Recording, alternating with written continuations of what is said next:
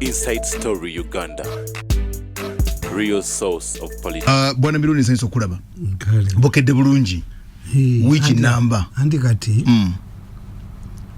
Tubagamba. Ntoyinza kuddira luguudo nga lw'Entebbe. Olulwabadde nga terukola. Traffic jam. Why? Enguudo zikolebwa kiro. Ebibuga babyera kiro. Nimwe n'okubeera n'emmotoka eyina ekitaala. Ebi bakoze ku lw'Entebbe. Abakazi ababadde bagenda okuzaala, abaana ababadde bagenda okusoma, abaana bagenda kukola ki? Tebalina mmotoka eyina kitaala kukola budde ku makya. Okubalaga ekiro 9:00. Basiba traffic jam. Balina kukola kiro nga abantu beebase. Ensi yonna ekola kiro.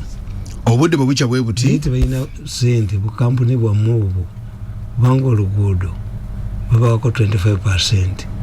Tebalina ekimotoka ekyo. Ekitaala kigula ssente mmeka? Anti kibabuuze. Bwe kiguli kibeerewo bamanyi nti banaakolanga ekiro. You cannot disorganize. Ate tebalanga. Bakeera bukeezi ku makya. Utumeeta musi. Bali badde balanga ne baga nti Ntebbe Road wano na wano wagenda kwa wagale. An alternative diversion. Kakati eyo gundi one is seeing ekimotoka ekyekitaala ekibayamba okukola ekiro. Cities are killed during the night. Ebibuga babyoza kiro nga tewaliwo traffic jam. You don't disrupt anybody. Total business. Kati ekyo president ndowooza yajja okugamba abayinula ekitaala bakigule. Jeno Katumba wamala balagire. Kati awo procurement ngikoledde ssente. Eyogula ekitaala. Naye nakusuubiza lina egamba nti abajulizi be mugamba abamu n'emidaali gye mugaba you don't have mukolera ku media. Tukolera ku media? Yes. Kati nakugamba nti akatabo kano nakanoonya ne kambula nazzeeyo nenkafuna Masaka in church. Masaka in church tewakyali akimanyi njagala osome Masaka in church obanga bano baali bafunye ku midaali Masaka in church.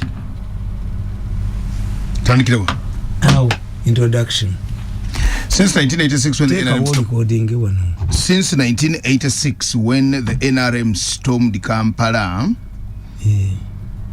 and took over power, there have been persistent accusations and counter-accusations as who is responsible for the thousands of civilians who perished in the bloody struggle. The opponents of government have always put the blame on the NRM headed by President Yoweri Kaguta Museveni.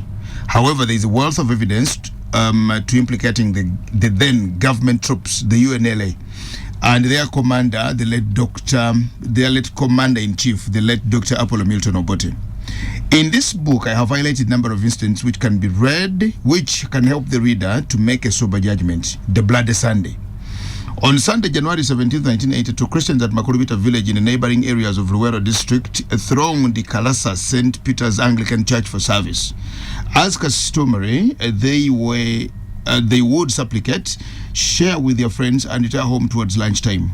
On this specific day, it became a completely different story. While the service progressed, dreaded government troops of the Uganda National Liberation Army, complete in military fatigue with AK-47 rifles, ready to fire, stormed the church as they took their positions round it. Bewildered, the main celebrant abruptly brought the proceedings to a halt. In a husky voice, the commander shouted, "Kila mtu kaa chini. Kiswahili for everyone, sit down." Women and children were ordered to stay still, but adult males were dragged out. All obliged for the callous conduct of the National Army was now well established. This timidly tendency on the part of the civilian in a way helped scale down the death toll that day. Lest there was every sign of soldiers to massacre everyone in church. 5 were shot dead in the church compound, as the rest, by the grace of God, fled unscathed amidst a hail of bullets from all directions.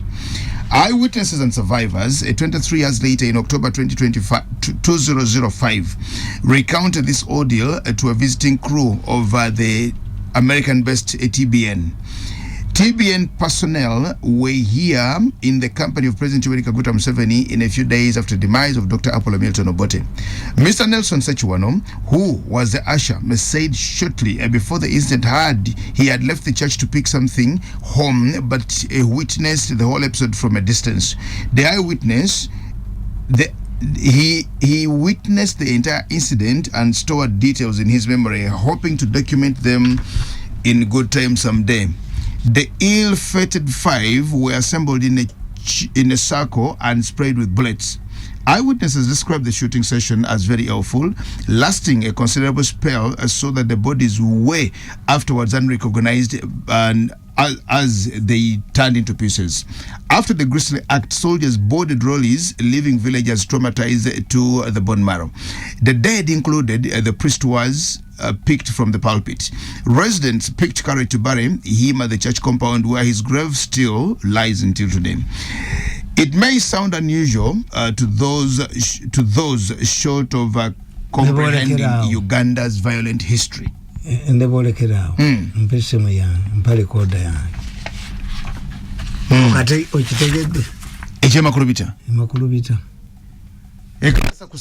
Yes.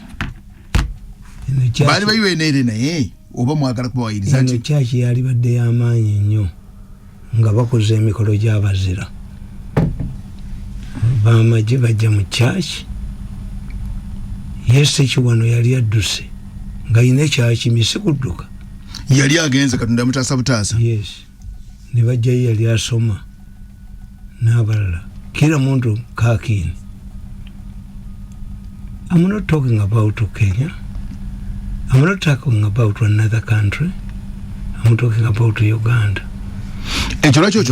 Massacre in the church. Massacre in the church. Naye gwali olide konga bano basechi wano bawadde emidali. Kati sechi wano bamu mudali gwaji. Bebazira. Anji yakola ki? Bajawulo kina abajulizi. These are better bajulizi than the bajulizi. These are better room than the rooms you are celebrating. Chagwa mwena ali mu mwenyini emakulu bita. Era nze na suggestion nti eminence iyi church agitwale. Eruwa? Iyi makulu bita. Eminence?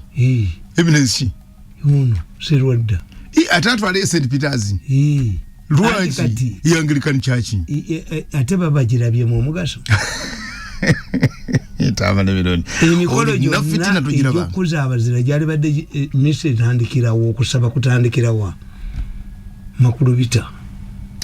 Waliwo kanisa? Bweri. Efaanana etya? You go there.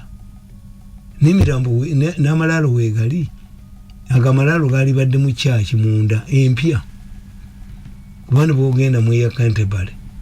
Era baazikamu abantu. Second ward bwe yaggwa. Bakwata engomba z'abafune bazikola mu church. Abantu mwe bagenda tebasaba. Don't believe that all of those people who died at that day tebali mu ggulu. Tekuliko bali mu ggulu. Because you believe that the matters are near God. Who are more matters than these ones?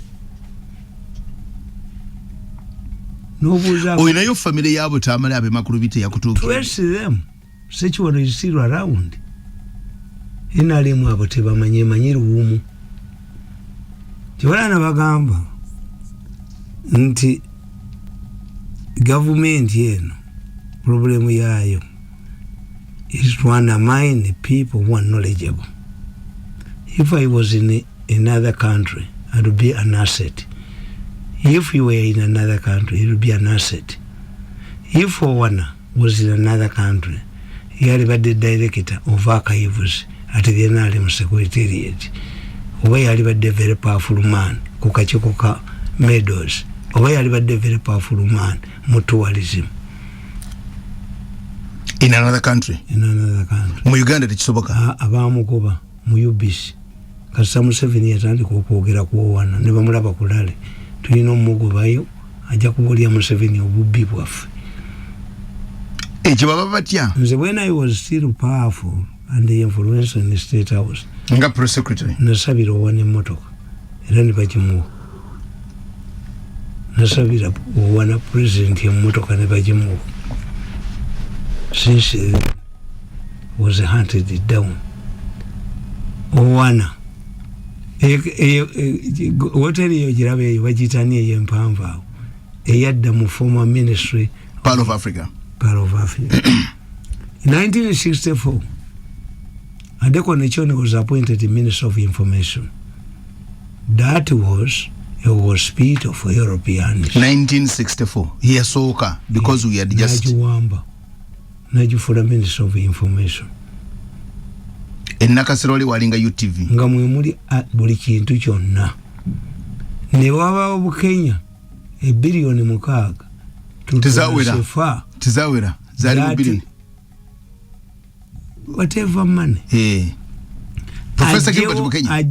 Lwaki ogende ku Adoko ne Choni ati no leta Bukenya. Akayiveeyo.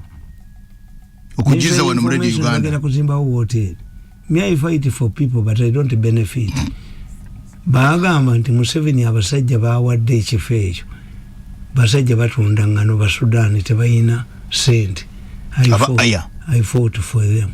They are here. Nsiri nyangayo. I went there once. Linda Katontamale va kwa aya.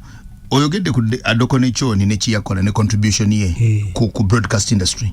Mino oyogedde ku Professor Gilbert Bukenya bali baseka. Ye Bukenya yono nabwononyi ne Choni yazimba. Bukenya bamuwa sente. Bali bamaze okukola ekizimbe ekyekipi kya UBC. Billions zo bakubankube ku mutwe. Kati bali abasajja ba aya bahalinga abakubi bakube minister bazimbe hotel. It was a one who recognized the importance of the archive. One on his own initiative. Ne dini Kibirige yagenda nabiyola. Ne dini Kibirige n'omusajja omulaba Deo Habimana. Ngabana abazo kuba be bajje mu Kisenyi. Anti bo bajja kuba baba leta kuyiwa kizimbe bo bagamba nti Victoria Church tujijjawo ebirimu bibakwatako bo baganti tuwanze nga bayiwa kizimbe kutaka mu political science batugamba ti when a primitive society captures a modern society ekitta abatanzania bakube ennyumba zonna ewaffe okuva emutokola paka Masaka n'ekitembe ky'Masaka ne bakikuba for them because they had come from an inferior society. Buli nyumba yonna gye balaba ku kkubo okuva emutukula bamuyita mujaasi w'Amin. Bazikuba zonna ku ttaka. Nga tebabiraba makulu. Yes. Kakati ono omusajja gwe bajje mu Kisenyi okukuba ekizimbe amanya akayivu. The archive was retrieved, saved by Owana. The reward you got tebalaba value. Owana inaki. Yego inaki. Owana wamusabire mmotoka. Owana wamusabire mmotoka. Nze gwo asabira. Ati kakati ate nerinye lyo Semakula. Bwe tulikyusa mu Luswayiri Semakula. Gambo oli. Oyogera olya. Semakula. Nga tulivunda mu Luswayiri. Semakula. Yes. Okisema onakula. Yes. Bwogamba bw'oyogera ng'olya. Olya ki. Newe bali bagobyeyo. This is where the problem of this government is. We are moving encyclopedias. Me have documented. That's why Bankuba nakubibwa abantu 10 fellowship ninga bakuba ku lwasi. Kakati, who are more matters than these ones? Olumu bamubulamu oluguudo ne lugaana okutunda ne bamubulamu ekizimbe kyasooka lumu building ne kigaana okutunda naye bano bamukolera public holiday naye nga bano Sekiwano tebamanyiddwa. This is news. Museveni mulaba ng'alina omusajja n'omukyalo omukadde a survivor. wa incident yeyo Makulubita. How many miles from here to Makulubita? Usula ne jinya lituka. Exactly. Kakati who were the matters? Are we in need of matters tubanonya? Anti eriye mugenda wali komaso. Choranko gamba. Ti eminence ikibatwale na mugongo ku weri obubbi mubiramu. Tamale gomu katuliki. Kakati ishinga nene kanisa chinge kanisa eno. Bajizimba. Baje eminence ro dajigula. Najijjamu. Kanisa bagulangule bwe. Bagulangule. Bajirabye muvali. Bagulangule bwe but you. Bajimuwe. Kanisa lwekiro kigamba Bishop Kazimba. Nze nagamba there are people who are sitting on wealth. Eminence ro dasobola okuwandiika ekitabu why I let them go in peace. Teri bakoze makanisa nga tebavudde wano abawalana. Why I let them go in peace is a very brilliant book. Celebrating Chivengere yawandika ekitabu yet I love Amin. He enumerated all the harassment he went through.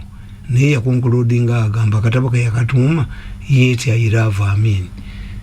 Tikisoboka munadini kuwalana. Ate ye wono yali we Kantibale. Yali agenda okulya obwakibisopo bwe Kantibale. Azaliwa ne bakayanja bamuyitana. John Sentamu. Yagamba sijja kujja mu kola yange okujja konga Mugabe afudde. Kikya mu misopo ekibisopo. Ekyo ekyogera. Yes. Ate ye papa Kasita Mugabe yamutegera akibisopo we Harare Nchube Archbishop Nchube eyavumanga ennyo Mugabe. Mugabe n'amutega omusisita n'amurecordinga. Anti Mugabe yagamba tingenda kubabuulira arrangement yange ey'okulitayalinga abasajja abazimbabwe abantu ne bagenda South Africa ne bagenda Botswana ne bagula TV sets. Mugabe mu kifo ky'okwogera retirement ye Archbishop yaleta video n'amuleta video nga beete masipeya n'omusisita ajjako bogenda okera ku machanga ali South Africa. Nchube bagenda okuziba nga ali mu America. Archbishop Nchube nakati papa yamuyita namugamba nti onkoledde omulimu gw'amaanyi nnyo. Ngaitani yayita Mugabe onyanikidde Bishop wa the other one olwokuba yali muddugavu ayina empalana y'ebibanja. Ani ayina empalana y'ebibanja? Sentamu. Era Kayanja yankubira essimu saa 6 nga bamuli bubi bino ebyebisiya mugamba naye gobadde gwe tokimanyi tibakuba muganda wo tayinza kubuuka ekibisopo we Kantibale. Tebakwata omwenge wayini mu nyumba ya Kayanja ne baleeta bamale ne bamuba Lady Pepper negamba the mind of a homosexual.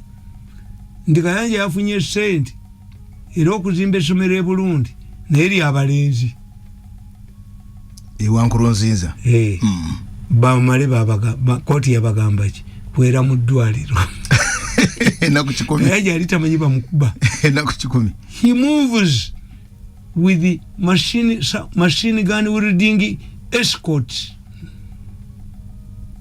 Nagamba Kayanja saa 6 ogw'ekiro gwe tomanyi kikukubya. Sente mwafuuke sente butajja kufuuka era ali mu House of Lords. Omusajja gobaawo obwekibisopo bwe Kantibale teyasoma theology was an oil executive. The church wants to make money. Ono gundi eddagala eryongeramu amaanyi g'ekisajja baliyita batya Viagra was made by the Anglican Church. The research was sponsored by the British Anglican Church. The church must make money. Kyola nze motoka zange eza takisi ogikwatako ogibendekera nange branch ya church yange ekola sente. Church mwajono nadda project kanisa kigambo kya Luswahili mwe basabira mumwono na nyono ne mugikolera musente. eyange ina project yayo ye takisi bwerumba takisi bakukube oboloza gona abagulira bibetaga era abasajja bajje wange mu covid nebanga nti oyina kamunye nyingi nibaga nzina ogutali musango tie twagala tuzikozese muki ozituwe nebagamba nembajira y'ennyondo sajja naganti nabagambye akasajja kalalu nempitako omu nemugamba negwe kankobole zino emmotoka zitambuza abasaabaze omusaabaze alayenduulu nga bamukubye mu kinnya omusaabaze alayenduulu nga afuze sipiidi nene nze w'emirambo by the time nga bagala kusifula ambulance anti olwo ziri redundant nembaga nti muli basiru sinza bawa motoka zange zikolamu ambulance kubanze nkimanyi nti omusajja ali mu ggwanika asinga owafyuno okufuna sente ali mu ggwanika asinga owa coffin okufuna sente yali centralized buli mulambo gwina okutwalibwawo mu ggwanika to invest mu ambulance I rather capture mogi yemulago kikyakubye omusajja ono aliyo emirambo giri centralized mu abafyuno nabaga nti mu Uganda which is funny nti buli ddwaliro lyonna lirina funeral company oba omulambo gwo obadde ogenda gutwalira kagaali oba ogenda gwetika ku mutwe omulwadde olufu omusanga eri buli ddwaliro was tendered emulago waliyo A plus entebe simanyi hipo how can you tender pagamba omusajja ono watenda owa funeral company ali mu ddwaliro tasobola kulagana na dokita namuga nti why ennaku zino nga tetukoze tayo 10 dokita nakkiriza anti bali wamu. Where do you find that every hospital in your country is tendered? Where do you find acting judges? Tegweyigira kwano kukusala usanga nga byosaze bifu nemisango tujiddamu ndagwe chone zichakugwa koda. Uganda is a very funny country. Choga mtamale tuduka tono kuchoga mtukomewo ntinza mwirake man ndesera likira mugulu bali representative wange bajja kunzibira yemmere mugulu abana bange basatu abawala toli kubya kugenda mugulu abawala abasatu bawala bamnyabwe ba pastors walwe yangamba nti bamuleta ko na wana weminesi serwadde omwana walwe yeje wano omulenzi muwala oyo omulenzi ate ye pastor kululwe ne banyina babano abawala basatu banyabwe ba pastors bayina churches anti badduka church yange ne bagenda mu church entukuvu eyo sintukuvu nze mbadde ze nawo oli ne church entukuvu yawano kunsi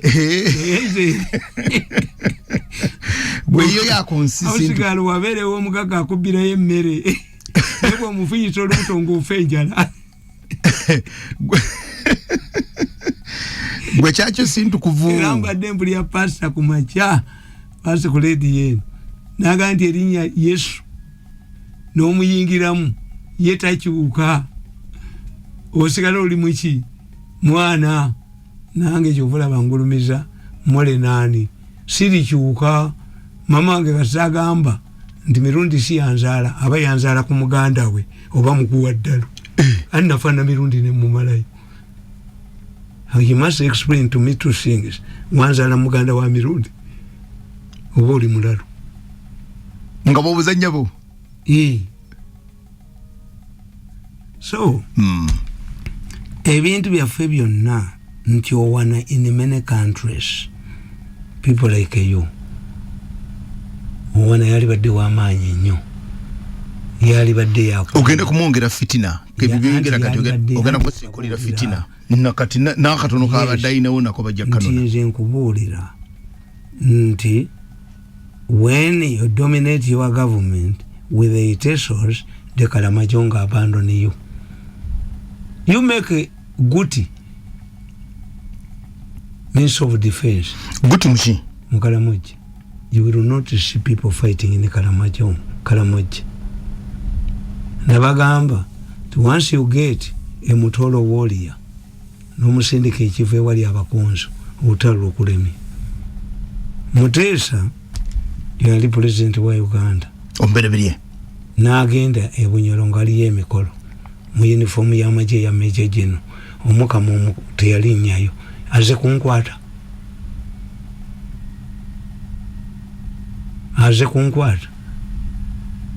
Mutesa went to Bunyoro to preside over a function as president of Uganda. N'agenda mu kyambalo ky'amagye Major General Abanyoro omukolo baaguyuwa.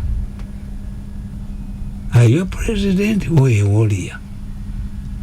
Bahandula bamutesa ekyo bakimugamba temubayina nini bamutesera tebabalina ab'emyaka for Abaganda.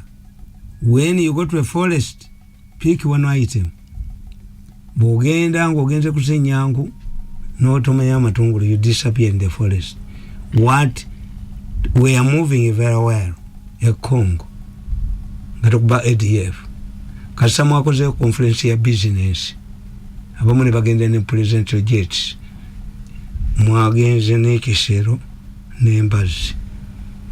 Operation Shuja ebadde etambula bulungi ya Muhanga until organized kakati ne tukola business Kenya forum kukirize yeri mu election Rwanda etegeka conference ya Commonwealth kugamba mu mugende mu wambeyo deals ennene mubayita basiru twazeyo ku drawing board kati bolo ekitebajja ba business be Rwanda ne ba business be Kenya ate mwali mukimanyi mumwina basinkazi twakola byokuteekayo olukungana lwa business summit gye twalina eyali very successful bweti ate temukyaddayo kubanga abakongo nabaga nti Kongo eringa omukazi omugagga nga yazala mu baana bangi abasajja bwafa you say problem buli musajja ajja n'omwana we ne bubiri gineetuula omwana wange omusika kali kasama wakoze business conference e Rwanda eya Uganda ne Rwanda ne Congo e Kinshasa eyamanyi bwetyo Brazil nevayo nze ntunda y'ebintu naye muzaalamu Rwanda M23 ba nevayo ne Angola naye omukazi yamuzaalamu omwana Congo Angola naye ali awo n'ekisama aliba Zimbabwe abagenda ne Angola bagwa ensi zayavuwala sadaka. Tanzania is not interested in foreign ventures. Batekawo abasirikale baabwe n'abamalawi lusanvu M23 ne bakuba ne ADF. Okimanyi nti Magufuli yawera empapula z'amawulire zonna including the most popular Mwananchi okuba mirambo gidda Tanzania. Magufuli yali ayanguwaye okubizikiza. Omusajja ye kayimiridde ya Angola. Bino bimwakoze Nairobi nga Angola terimu. Kabaka wa Bubirigi yasemba okugenda Congo mu 2013 naye yalabye mukubyeyo olukungana lwa business naga nti guno mulambo gwa mwana wange guno erinyo nalireeta because you don't have thinkers the way you treat people like Owana ye mentality ya muje mutambula nayo. That's why you are flopped everywhere. Andi Uganda ngejjudde ba ideologues ngejjudde abantu abalowooza andi mbakuba ne mbajjawo ababakuba tebalowooza bo. Sierra Leone ina Diamond batwala y'amagye ga Kenya nga bwe mulowooza kati okukola iyo Sierra Leone wa Madabio. Yes. Amagye ga Kenya baagakuba Bungereza yakozesa abayekera ne bakuba until Britain deployed 3,000 British soldiers by Tony Blair ne bawamba ebirombe bya Diamond. Amagye ga Kenya baagakuba nga gakulirwa brigade ya Mulinge. Nemumbera mutya neggwanga nga mwina planning authority nga temugyeboozaako mugijjewo. Dr. Mvawala. Because n'omukyala Penny Nambabazi. Towulyayo Minister of Finance. Ayo alifalinga nti kino twakijjeewa. Amakuba 3 akavaamu eggwanga. Planning Authority. Munsenda abagita Planning Development Authority. Politibulo. NRM mwagifuula jirikiti. Alemeddwa. NRM yina Politibulo. Anti yali baddewo.